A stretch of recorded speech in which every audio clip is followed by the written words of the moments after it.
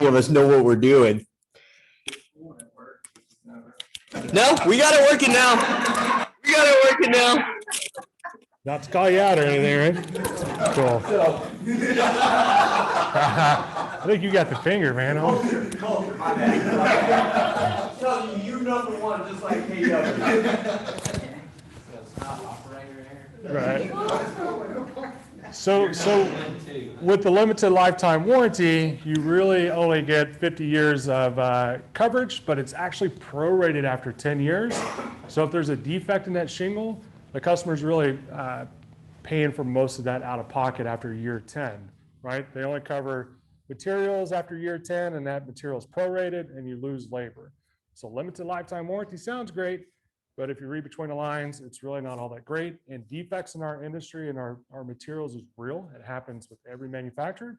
Typically, you don't know about it until 10 to 15 years down the road. There are enhanced warranty options that every contractor can offer. We put everybody in an enhanced warranty that gives them that full coverage for the full 50 years. So if they do have a defect, they're covered, right? Below that is your cheapest of the cheapest shingle. It's called a 3-tab or a 20-year or 25-year shingle. They still do call the 3-tab a 20-year or 25-year shingle. It's just 3 individual tabs. It's most susceptible to wind damage out of all the other shingle manufacturers out there. It is the cheapest of the cheapest. And if you have a client or somebody with a 3-tab shingle, we try to get everybody out of them because 3-tab is kind of getting phased out of our industry, right? But most of the roofs around here are going to be the laminated composition shingle. It's the most common. It has a higher wind warranty. It looks nicer. It's going to last a little bit longer. It's a good product. All right, cool. And then the next step up on the asphalt type shingles that we have in our market are what we call designer shingle. Most manufacturers make a line of designer shingles. They're made to replicate like an old world slate or stone or tile shingle. They're typically much thicker, much heavier. They're a little bit more difficult to install. There is more detail into installing this type of roof. And it's typically going to cost probably about 40 to 50% more than your standard laminated shingle. But from what I understand, the feedback I've gotten is this type of roof can really add some value to the home because it's typically going to last a lot longer than your laminated shingle or your 3-tab shingle. I pointed out the standing seam turret, that thing on the, it looks like a cone. That actually is a standing seam metal roof that's been applied to a turret here. But you see this on a lot of residences as well, commercial buildings. It's actual like 24 gauge metal that's color coded that we actually build on site. So we show up with a huge roll of metal and we extrude it right there on the site and custom make it for the home. That's what we did on that turret there, mainly because you can't take that GAF Sienna shingle and cut it in around that turret. It would just look horrible. So when they wanted to upgrade to this shingle, we said, well, hey, we're going to do something different with the turret. And obviously rolling with metal, we could kind of customize it to how we wanted it. So it turned out really nice. The one below it is another GAF designer shingle. It's called a Camelot 2. The only thing that I would say about designer shingles is they tend to get discontinued often, right? So the Sienna roof was actually a GAF capstone shingle prior to it becoming a Sienna, and that capstone was discontinued. So we couldn't go back with that one. They had some wind and hail damage. The insurance carrier couldn't repair it because there was no shingles available. And so they bought the roof and we went back with a Sienna shingle, which now is also discontinued. And this was only 3 years ago. So always, kind of yeah, buy extra for sure. But they're really nice. They look good. And then as far as a residential shingle, obviously you have slate and stone and these real stone materials or concrete materials, but another cost or another product that's doesn't cost as much as real slate or stone, but really gives you that nice look and is going to last just as long as slate and stone, are going to be your premium synthetic type shingles, which is DaVinci, EcoStar makes one. DaVinci is probably the most common one we see around here. So beautiful, beautiful shingle. Your normal shingle applicators are not going to install this correctly. There's a lot of detail. The devil's in the detail, especially when you get into these higher end shingles. The flashing details are different. They're typically custom made. You got to pay attention to how all the different levels of the roof interact. It's just a totally different roofing system that somebody needs to be specialized in order to install it. This roof is probably about 70 to 80% more than your typical laminated comp shingle, but you could truly get 50, 60 years out of this roof, and it can get beat up with hell all day long, and it's not going to do much damage to the shingle. Okay. Typically, when we replace these, we see them, on the roof for 20, 30 years or more, but I know they can last longer than that. Typically, when the roof fails, it's not the shingle that's failed, it's typically the flashing details or other items on the roof that aren't designed to last that long. So these types of roof do need maintenance about every 10, 15 years to make sure they're going to last their intended lifespan. Okay. All the shingles that I've shown you are really meant to be installed once. You can't take them off and put them back on like you can a slate or a stone type roof, where you can actually detach that slate or that stone, make repairs, and then reuse that same material to go back on. Once these are installed, they're installed forever, and you pull it off, you got to replace it with something new. Okay. But you can get into all kinds of cool designs with the Da Vinci shingles. You can do like a multi-width slate and multi-colors. Your options are kind of endless with this type of product, just like it would be with slate or stone. Is that going to be more expensive than actual slate or stone, or No, similar cost? slate or stone are going to be much higher. Okay. Yeah, yeah, much higher. Wood shingles ever? I don't see that very often I anymore. was in a neighborhood where 11 houses burned down. A lot of that Yeah. story. So that's I'm glad you bring that up. I guess it's 50, 60, 70, somewhere around there. Wood shingles were very popular. Although my parents' neighborhood, when they first moved in there, every home was required to have wood. Yeah, One yeah. guy smoking a cigarette, caught the roof on, windy day, 11 houses, 2 ground. Mhm. And see, the way those cedar shingles worked is those cedar shingles actually expanded and contracted as they got wet. So when it was dry outside, they would actually breathe. Like there was openings into the attic, but when it would get wet, it would swell up and close it off. And that's how that system works. And those shingles could last a long time too. But I guess it was the 80s or 90s. We had some good hailstorms roll through, or those roofs were starting to become to the end of their life. And it wasn't against code or manufacturer respect to install composition shingles, the asphalt shingles over the top of them. And so that's what was going on. They installed shingles over the top of the wood shake. And that's where it becomes a huge fire hazard, because now that wood shake shingle just completely dries out, right? And so any little spark, that house is on fire, and there's no saving it. So it's against code and manufacturer specs to install comp over wood anymore. We love comp over wood. It's a redeck. You're basically getting paid twice as much to do that job than any other one, because you have to completely redeck it. All new decking, all new flashing details. But there's not very many more left in the DFW area. We usually found them in like downtown areas, like downtown McKinney, Garland, Plano, you name it. We would typically find them, but I don't see them very often anymore. But that's a good question. I stay away from wood shake. I don't like wood shake. I prefer to put, more traditional type materials on it. So I want to tell you a little bit about how a shingle is made up, and just the basics here. A shingle, an asphalt shingle, is made up of a fiberglass mat that is saturated with asphalt on both sides, and then they coat it with granules, right? So the water shedding ability of the shingle is actually the asphalt that's underneath it. The granules protect the asphalt and give the roof color and makes it look pretty, right? It's just like if you had an asphalt driveway, those typically you have to resurface every few years because the sun beats it up, right? It makes the asphalt dry out and crack and split. Same thing with shingles. If those granules get knocked off and that asphalt's exposed, that shingle begins to deteriorate, and it doesn't last as long as it's supposed to. Next slide. Sorry. Perfect. So some other information about a roofing system. The roofing system is much more than just the shingles and what you see from the ground. There's a lot that goes into building a quality roofing system. You know, obviously you start with your sheathing. Your sheathing should be a 7/16 OSB deck at minimum per code. And then you have your felt that goes over the top of the decking. That's kind of like your last layer of defense on your roofing system if it were to fail. That felt also acts as a vapor barrier, right? So it allows moisture to escape. Most roofers, unfortunately, in our market, because the regulations or requirements are so low, they don't remove that old roofing felt when they change out the shingle. They just put another layer over the top of it and keep on going.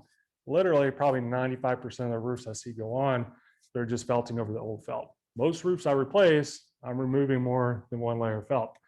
It's actually against code and it's against the manufacturer, and it automatically voids your manufacturer's warranty if the roofer felts over the old felt. Okay.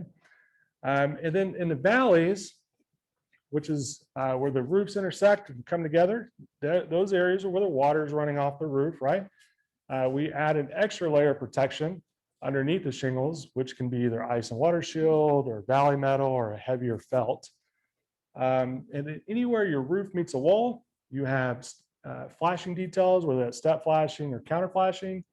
Around your perimeter, you have a drip edge. That's another area that roofers make a lot of mistakes in this market. On your rake edges here, it's what we call a rake. That drip edge and felt should interact in a way where the drip edge is actually over the felt. But along the eaves here, your felt's supposed to be over the drip edge, right? And the reason that is that the water bypasses the shingle and is running down the roof. If that felt is tucked underneath the drip edge, it can cause the fascia to start rotting out because the water's going to the fascia instead of coming out over the drip edge off the roof. And then your crickets, chimneys, pipe jack flashing. So those PVC pipes you see come up through your roof, that actually exhausts the sewer smell every time you flush a toilet or use a sink. They should have flashing details around it as well. And probably the single most important part of your roofing system is ventilation, right? Your roof's got to be properly ventilated in order to ensure you're not trapping warm, moist air in the attic. If your roof's not properly ventilated, it also can void your manufacturer's warranty and shorten the lifespan of your roofing system, and also cause you to incur more costs for heating and cooling that home too. Our most common roof slopes that you guys will probably see around here is going to be a hip roof and a gable roof, right? And why does that matter? It matters in the fact of waste factors, right? Our hip roofs are going to have a much higher waste factor. So if this was, 2,000 square feet of surface here on a hip roof, it's going to take me about 12 to 15% more material on top of that 2,000 square feet to shingle it than it would if it was just a straight gable roof. Straight gable roof, I'm only going to need about 8 to 10% waste. So it affects the overall cost of doing the roof.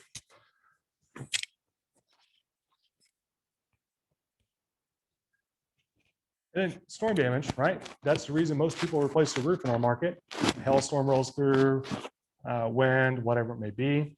Y'all be able to keep it here down, hitting the roof and I was smile. about to say, they probably get real excited. Hell yeah, it is a hell of a day. So a lot of roofers do. Yeah, for sure. It can be a silver lining too. Like I've had hailstorms hit communities that needed to be revitalized. And so that pumps a ton of money into that community. Their homes are restored, the home values go up. They wouldn't have had that money to do it otherwise, right? Insurance pays for it, right? It's a good deal.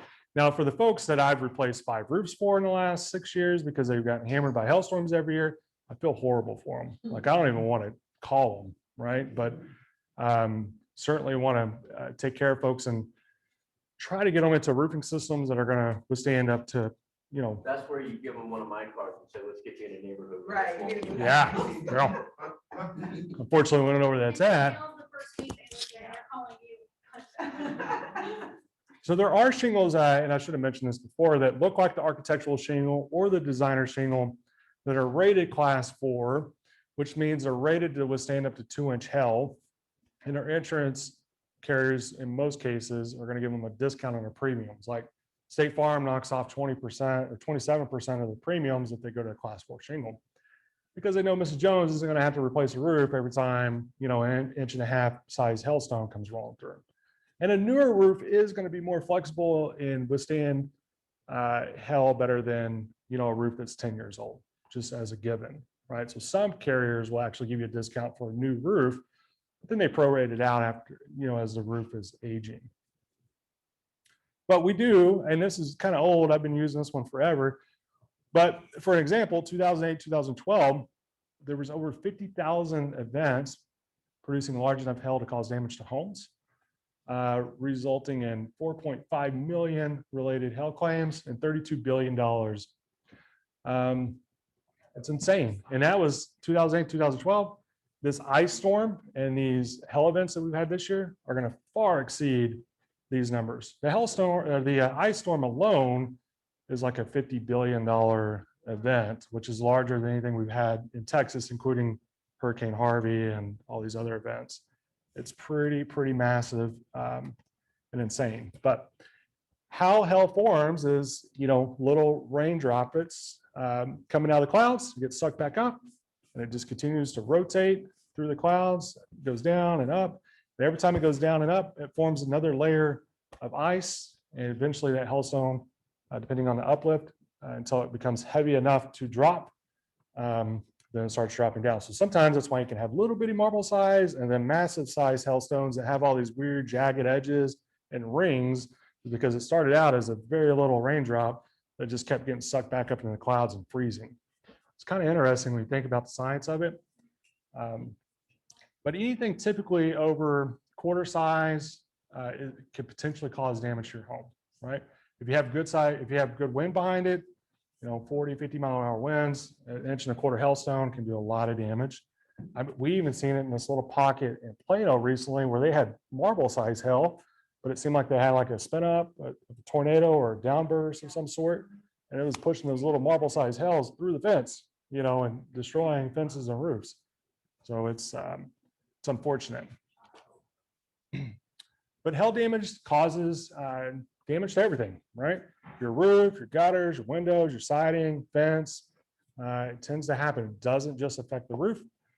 One thing you should know about folks with metal roofs, most insurance carriers have what they call a cosmetic exclusion, meaning they're not just going to pay for the metal roof because it has dents in it, right?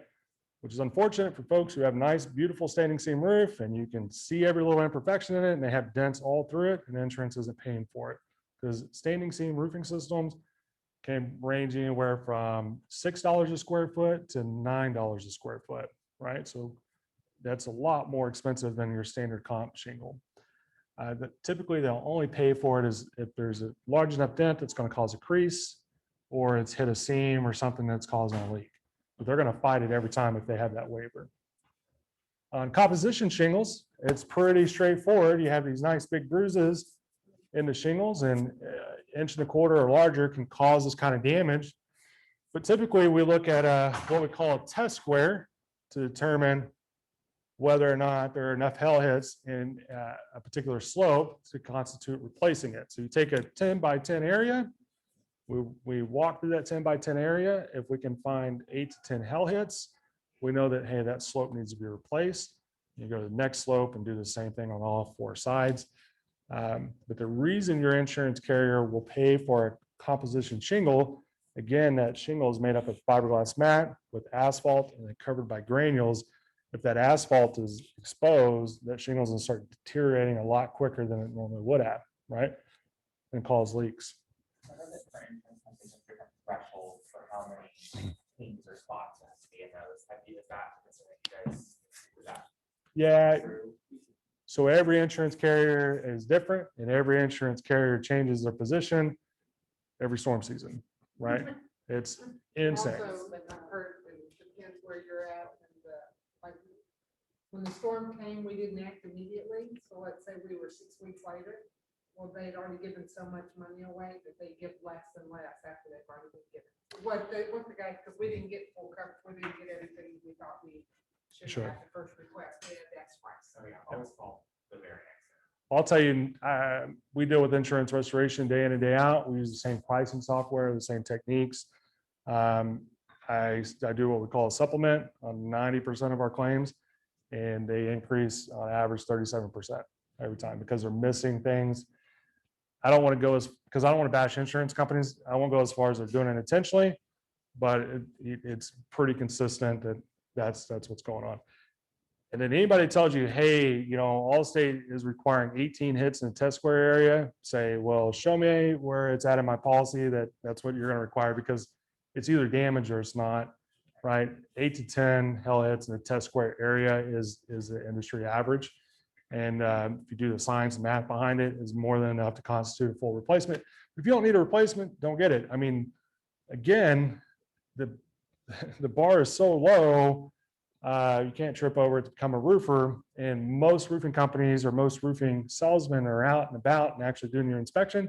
Probably don't have enough experience to really be evaluating your roofing system to give you an honest opinion on whether or not it needs to be replaced. You want to make sure not only is that company legitimate, been around a long time, but the person that's actually surveying your roof has the experience required in order to make that recommendation. And you need to see photos. You need to see, hey, show me what you're talking about, right? Let me see it. Photos are very powerful. And this, this top left-hand corner, that's what I want to see. The bottom right, those two on the right, to me, those are more scarring or mechanical damages and not hell damage. I would never tell somebody they need to replace their roof because they have those little bit of pings on the right. But what I'm seeing on the left, you have bigger bruises, those granules are displaced. That's going to be an issue down the road, okay? Because you don't want to have to replace the roof every time a hailstorm rolls through, especially if it can last another 2 or 3, 4, 5 years, and wait till the next one comes around. But unfortunately, if they can get you to file a claim, the reality is I can have you file a claim on your roof without it having damage, and it's a 50-50 shot if it's going to get bought or not. Wow. Yeah, I mean, that's just the truth. I've been on roofs that after the fact got paid for to be replaced. And I'm like, why did this happen? Why are you getting a new roof, Mrs. Jones? But at that point, she kind of already has to do it. It's being paid for. Otherwise, she's paying premiums for no coverage because they're not going to pay for it a second time. But I've also been on roofs where I'm like, are you kidding me? The insurance carrier's not paying for this? Like, this is classic hail damage. And they change. Allstate used to be pretty bad. Allstate's awesome right now. State Farm used to be really good. State Farm's terrible right now. And it's not just my opinion, it's across the industry. They're not doing things the right way. USAA used to be awesome, but Allstate CEO went to USAA, and now USAA is not doing so hot, in my opinion. But it's a very inconsistent industry, and it's designed to be that way. But at the end of the day, it's your policy. You're in contract with the carrier. They have to listen to you, not me, right? So you're your biggest advocate. But damage happens to all your soft metal vents. If there's, this is the other thing you want to see. If you're saying there's damage to the roof, where's the damage to the metals? Because that's going to be indicative to the size and direction of the hail that actually impacted your home. And it's going to tell me what I'm going to see on the roof. Like this little square vent that has a 9 on it. I mean, look, those dents are itty bitty, like a BB gun shot them. That's a synthetic tile shingle. It's not going to have damage, right? But I look at this, what we call a rain cap here, and it has a crater in it, right? It got hit by 4-inch hail. I'm going to find damage to that shingle. On that same house, I got a hit so large in the gutter, it left a hole in it, right? That's going to tell me what I'm going to find on that roof.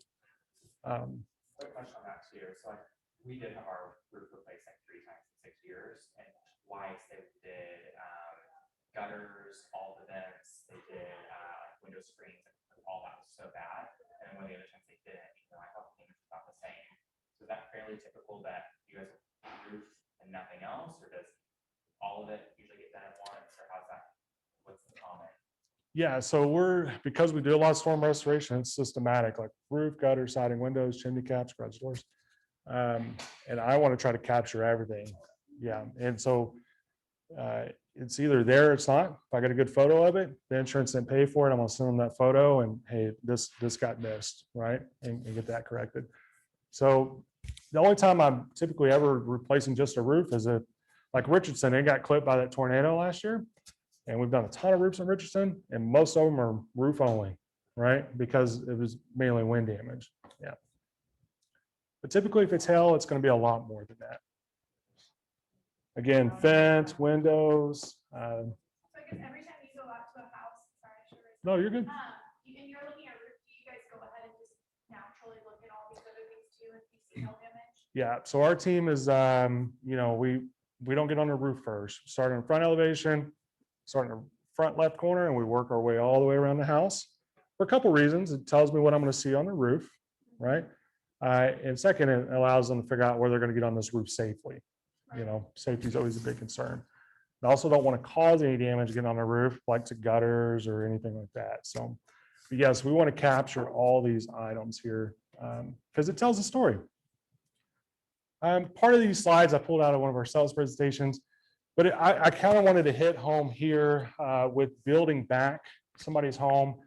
It's so important that all the old building material comes off the roof. So you can physically inspect the roof deck, make sure there's no rotted, non-nailable surfaces, that the roof deck actually meets building code. Like in this photo here, these are 1x10 plank decking. Code doesn't allow you to install asphalt shingles over plank decking because there's going to be gaps. If there's gaps greater than 1/4 inch, it doesn't meet code. Code requires a solidly sheathed deck. Otherwise, as I'm nailing my shingles, if one of my courses line up on those gaps, I'm just shooting nails through the gap, right? You want photos. You want to make sure that contractors provide you photos throughout the whole process. When you're building back a roofing system, other items that commonly get reused that shouldn't are rusted flashing details and materials around skylights and exhaust vents. Code doesn't allow us to reuse those. They have to be replaced. If it's insurance, most insurance policies have what's called law and ordinance. So they would cover that as long as the city requires a permit, right? Whether or not the contractor is savvy enough to know that and submit that information and follow code. So, and I guess that leads me to choosing a contractor if you need a new roofing system. I'm going over time a little bit, but because there is no license requirements, there's no insurance requirements, and there's like 10,000 of us in North Texas selling roofs or doing roofs, what can you do? What can your customers do to protect themselves? Obviously, there's the normal stuff like go to the BBB, make sure they're A+ rated or A rated, check their references, check their experience. How many roofs did they install? This slide is like 4 years old. We're up to almost 8,000 roofs right now. But other credentials are important, like the Roofing Contractors Association of Texas, right? In order to become just a member with them, I have to prove that I've been in business at least 3 years, that I have proper insurance that actually covers roofing, right? And then I have to renew every year, and there's a code of ethics I have to follow. If I violate that code of ethics, then I go in front of the board, and I can be removed, right? And that's my peers. Those are my peers, the manufacturers, the distributors, other roofing contractors. A roofer does not want to have to go in front of his peers and be known as doing something bad, right? Or making a mistake and not taking care of it, because we're not always perfect, but it holds them accountable. Same thing for the North Texas Roofing Contractors Association, which is a chapter of RCAT, but they're here locally in Irving. Well, Arlington, Irving area. But same thing, they have a strict code of ethics. They have rules to become a member, and they hold their guys accountable. Now, out of the thousands of roofers are here in North Texas or in all of Texas, there's only like 600 members of RCAT or NTRCA and about 800 members of RCAT, right? So that group is kind of like, they've been validated at least.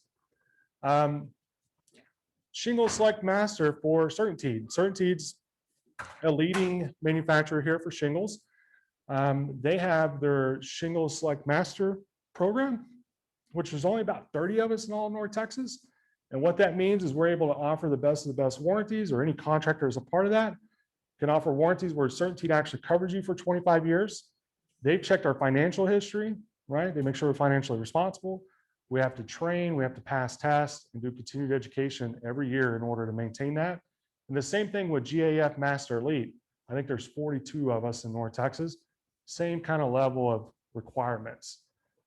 So those things are important. Those are good third-party validations for you and your customers to ensure that the people you're working with are legitimate and good at what they do and really care about what they do. They're not just somebody that's out there selling a roof trying to make a quick buck, right? Super important to validate. Insurance. So And I was a victim of it too, but not a victim. I was unknowing as well. Back in 2009, I renewed my policy and I was operating under that policy, thought I had great general liability coverage. A guy I was serving on the board who's now like a really good buddy of mine, when I was serving on the board at NTRCA, he's like, hey, let me look at your policy. He sells insurance, what he does. And he identified and showed me that, hey, you have insurance, but it excludes roofing. It excludes independent contractors. So I'm out there operating for a year and have zero coverage, right? So obviously I got into a better policy. A policy is extremely expensive.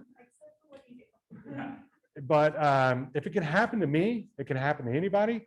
So I feel like there's a lot of roofers they'll buy an insurance policy, and this is all you see, right? This is your deck page, like this is what it covers. It doesn't have any exclusions in there. So the piece of paper looks great. Mr. Jones, I got 2 million in coverage. But if you actually read through the fine print, it excludes roofing and excludes independent contractors. If there's a company that says their roofing contractors are in-house, their employees are lying to you in Texas, workers' comp is so expensive for a roofing crew, they couldn't be competitive. Most of these residential roofing crews are subcontractors. That's another important piece to know, right? Like, how long have you been working with that crew, right? How many roofs have they done for you? You're going to stand behind their labor, that kind of stuff. So make sure they're insured properly. It's as easy as calling the agency on the certificate. Like this one here is Jody. Call her, Jody. Hey, I'm working with Spring Tree. Just want to make sure they have coverage for roof replacements and subcontractors. Right? Pretty simple. Check their ratings and reviews. That's huge. Obviously, there's a ton of roofers, but there's not a ton of them with great reviews. One other thing I want to share with you as realtors, my goal is to make your life easier. If you get a listing, I'd love to come and look at that roof before you ever get it under contract. Because I know once you get under contract, you got to go through the option period and inspections. And if that roof has damage or issues, now all of a sudden we're dealing with an insurance claim and potentially, putting a hurdle there to overcome. I would love to have one of our team members give that roof a clean bill of health. If there are issues with the roof that need to be resolved, you can get done before you go into the option period. Who knows? Maybe it needs a new roof, and all of a sudden, you just increase the value of the home because you need a new roof. Now, if you ever need a roof estimate from us, or most contractors now have this, we actually have what's called a 3D hover. You can take 12 photos of a house, and it gives me complete measurements of the roofing, brick, windows, doors, anything. So like on our website, you could go in here and type in the information, name, phone number, email. It's going to shoot you a link to your phone. You take the 12 photos. When you're done with that and the report's done, it sends me the report back You take all the photos from the ground? from the ground. Yeah. Like, so somebody where it's specialist lot lines. So they don't work. So I've done probably 500 of these and maybe had 4 that didn't work. Yeah. But we can design the roof from this as well. And I can actually get all the measurements for it as well. So it's a really cool tool that is accurate to the square inch,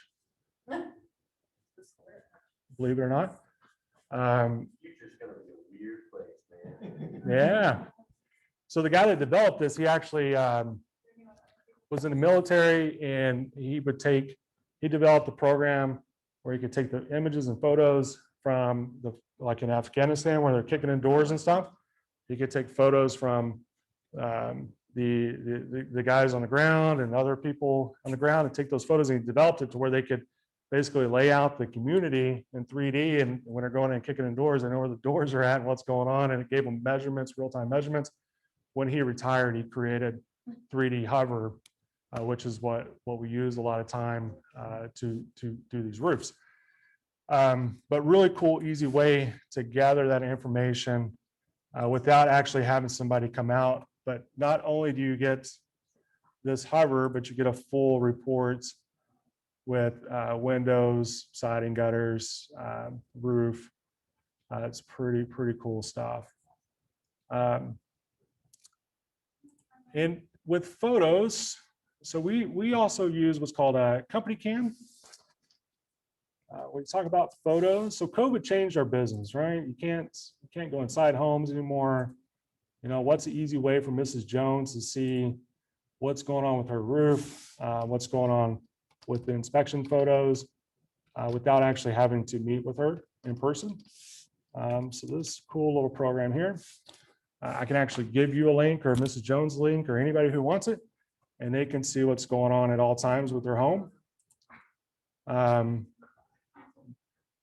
My sales team and our lead vendors, they all have access to this. So this is what's going on. Here's photos that were taken at 225 of a roof we're doing. Photos of, you know, just the projects that are going on, and it constantly updates it's going. But if you, Mrs. Jones, have linked to your project as the photos are taken, you're seeing them, right? Same thing for inspections. Like if you sent me out to do an inspection, cool, here's the link. We'll be out there at 3 o'clock. As I'm inspecting it, you can see what's going on. Yeah. Yeah, this is a flood or a fire in Frisco that is so gone. The roof is completely gone. And we've been waiting on the city of Frisco to approve it for a month now for us to frame it back up so we can dry it in and finish mitigating. So every time it rains, I've got a dedicated person there pumping out water out of the house. So that's what they're doing right now. Yeah. Yeah, and so they have this sunken cellar that's about 6 feet underneath the main house. So all the water drains to it, and we have to pump it out every time. There's not like a massive like thing that you could, or something. You could be like, So California would be the top conservative state. yeah, like exactly. It's the craziest thing coming Yeah. from Texas. I'm like, what is happening? I'd show you the drone video, but it's too big. It's a 2-story house. So the houses are 6 feet apart. 2-story house and a roof that's like this. Yeah. And it's completely gone all the way to the soffits. And so that was kind of the thing. Normally I would temporarily dry that in, but I'm like, the only temporary solution I can give you is I got to reframe your roof and then dry it in. Like, it's that bad. So do y'all do the whole restoration? Like, do y'all compete with like Serpro or like Amori? Specifically stay with roof? So to be honest with you, roofing, siding, gutters, windows is what I love to do. It's what we're most passionate about. I've built homes, additions, kitchens, baths. I've done it all. But 3 or 4 years ago, I said, hey, we're just going to stay on the outside of homes. And then Ice-Mageddon happened, right? And our partners like Serpro, Pure Clean, within 2 days, were booked out, you know, a couple months, right? One of our core values in our company is to serve our community, serve our team, serve our industry. And when I'm turning away, after like the 20th person I had to turn away, I was like, guys, we're not serving our community doing this, right? They need us. Nobody can get to them. So we fired it up and we took on, I think I have 38 of these right now, large loss water claims. And we did some of the mitigation ourselves. We brought in other partners from California and other parts of the state to help with mitigation. And now we're building them back. But I can't wait to get done with them and give that back to the remodelers, because it's not what we want to do day in and day out. But that brings me to another thing. Material price increases are insane. It's not going to stop anytime soon. For roofing alone, before COVID and all this other stuff, you know, a roof I installed in 2014 at $12,000 today is like, you know, $18,000. The inflation's unreal in the roofing industry. And it's doubled its normal inflation rate projections for the end of this year, and it's not going to slow down. That's worse if you're also having to replace decking. Yes, There's no lumber. right. Yeah, so we're pre-ordering. Like I bring in 200 sheets of drywall a week right now, and same thing with insulation and drywall, decking. I mean, we have to, otherwise, which I'm kind of contributing, one of the guys contributing to the problem when you're buying in bulk like this, but you kind of have to, because, you know, today I can buy it at $57 a sheet. Well, next week it may be 60 something dollars a sheet, you know? So it's real, it's really happening. And I don't see it going down back to the way it ever was before. And our insurance estimates keeping up with that increase. So we use what's called Xactimate. It's a very, very robust pricing software. And you can update the pricing every month, and every market's pricing is different based on those market's conditions. And Xactimate is doing a okay job at keeping up, right? So, like I've written estimates in February and March that are just now being approved, but I'm having to go back to insurance and be like, well, here's May's price list. It went up $8,000. You're gonna have to cover it, right? And they do. They're working on it. But I guess I bring all this up to say technology, if used properly, is pretty awesome in the roofing industry and the remodel industry. And it can really be there to help you guys close deals and overcome hurdles and speed up that process. And we're fine. Like we deal with, replacing a roof. Like you sign a contract, option period, roof needs to be replaced. We're used to it. We're used to getting paid at closing and dealing with the insurance part of it. We understand that game, and we're willing to do it, right? We're willing to, put your folks in priority, get them taken care of with insurance, get them scheduled, and then wait to get funded later, right? Whether that's at closing or whatever it may be. But the biggest thing is, let it not be a headache for you up front. Like let us come in and figure out what's going on with your roof, provide you a solid report, photo report. Hey, this is what's going on. So that before you get into that situation where you're selling a house and potentially have issues. Good stuff. Any questions for me? Two. So I think that a lot of the APIs are newer, so and I kind of the answer this thing, but just to clarify. So let's say that I have a client that calls me, I sold my home within the past year, huge hailstorm came through, they said, I think I have damage. Do I need to call my insurance company? My response is always, hey, let me actually have one of our roofers go out first. Let them look at it before you call the insurance company, because the insurance company at that point, that's considered an open claim, and you may not need that. So it looks like it's working out claim, so I just try to avoid that. Is that kind of your typical, you prefer to look before the insurance company? Right. Yeah, for sure. Because if you don't need to file a claim, you don't need to file a claim. Deductibles are high right now. So if it's minimal repairs, it's going to be below the deductible. Why file the claim? It's not going to help you any. It's going to delay the process.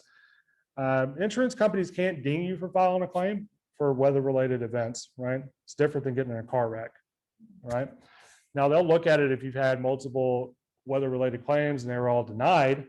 Then they're like, hey, what are you doing? They can cancel you from there. But if you've had a legitimate weather-related claim, they can't ding you for that. However, they will ding you the whole zip code if the zip code has increased claims in a short period of time. But yeah, let us come look at it, make sure that they actually need to file a claim.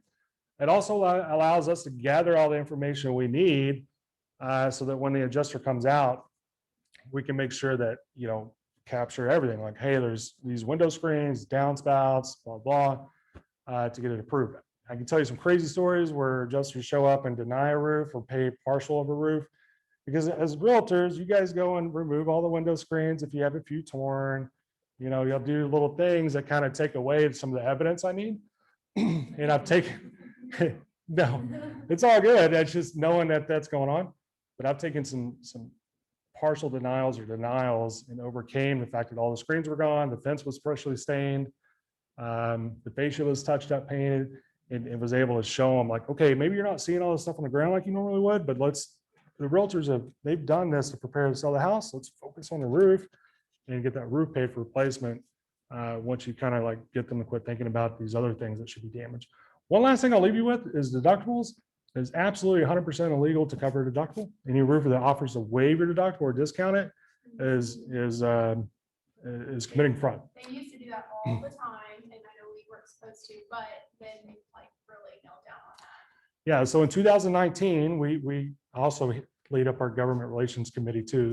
But in 2019, we got House Bill 2102 passed, where it solidified what we already knew to be illegal, but they made a law because back in the 90s, the insurance commissioner wrote a bulletin that kind of negated the law.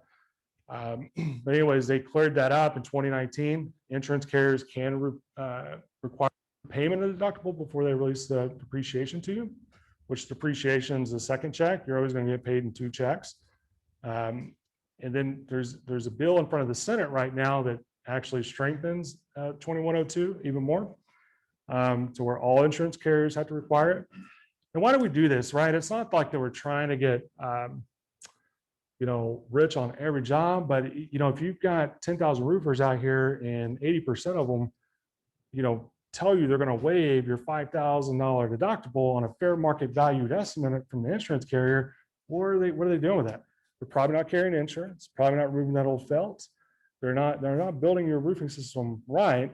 They're cutting corners somewhere. So our goal was to clean that up, right? Educate, coach contractors, because you as a consumer rely on us as a professional on what it is they need to do. And if we're telling you as a professional, we'll cover your deductible, that's a problem.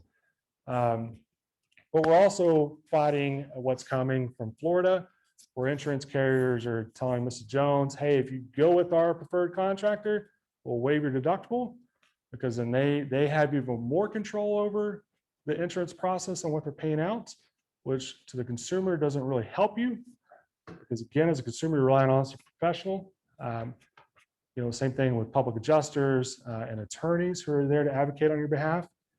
That's the other thing too. Roofers got to be careful. We can't tell you that we can work your insurance claim or your insurance specialist. That's violating 4102, which is the unpracticed or basically UPPA laws, where you're acting as a public adjuster.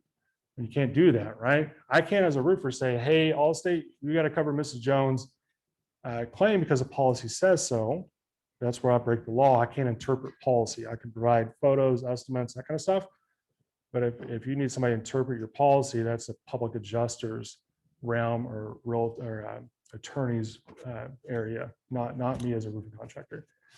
But the deductible thing is a big deal. It is something they're cracking down on. The AG's office has a task force that's working on it. So does TDI, and they're building cases against some of these larger companies in Texas that are skating the wall right now. But anyways, that's all I have for you. I can talk about it all day, every day. If you ever need me, I'm gonna leave my card up here. Feel free to give me a shout. Cool. You're welcome. No problem. Thank you. Last question, are darker roofs worse for energy efficiency? Man, that is a great question. I get that all the time. No, it's really not, because the asphalt underneath it is that's what's absorbing all the heat anyways, right? So whether it's a brown, black, white, well, white shingles can lessen it. But for the most part, if you go black or weatherwood, it's not going to harm it. It's the attic ventilation that counts. I saw real quick before you close the Zoom, and even ask how much do you guys charge to come out and inspect the roof? Free. We'd love the opportunity to do it. Hear that, Gavin? Rock and roll. I'm not going to close out Zoom. I was just going to sign out of my Google here. All right, I think we're We good. Yeah, appreciate your time today, man. anytime. Appreciate y'all. Thank you. I'll get this in, so sorry. Thanks, Jake, for putting this together. Yeah. Great.